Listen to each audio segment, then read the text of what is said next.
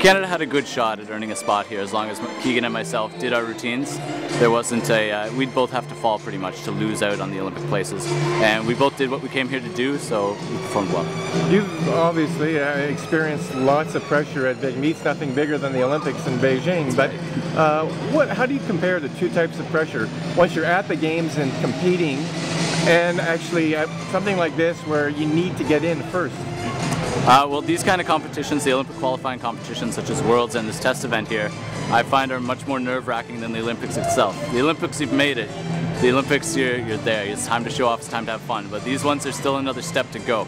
So these are way more nerve-wracking. What about the actual optional routine that you decided to go with today?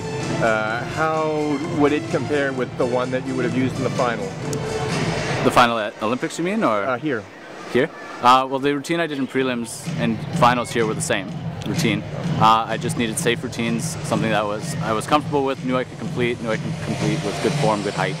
So it was a little bit lower on the DD, so that's something I definitely want to improve upon come the Olympics this summer. And yeah, the strategy worked out. Played it safe.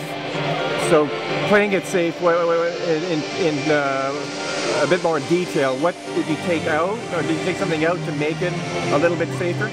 Yeah, in the routine I performed today, I only used one triple front flip with a half turn in the pike position, whereas before my foot injury I was doing at least 2 to 3 triples in my optional routine. So I took out a couple of those, which allows me to reduce my height a little bit, come down to a bit safer level for myself. Any nervous moments at all once you were bouncing today?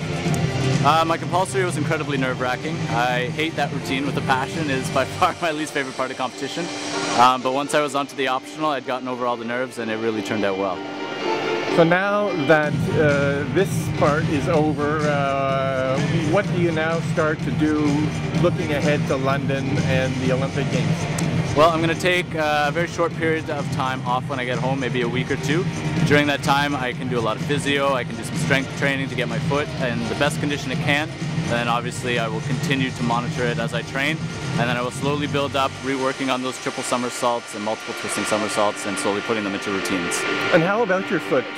Was it back to 100% for here, or you're still a bit shy of that?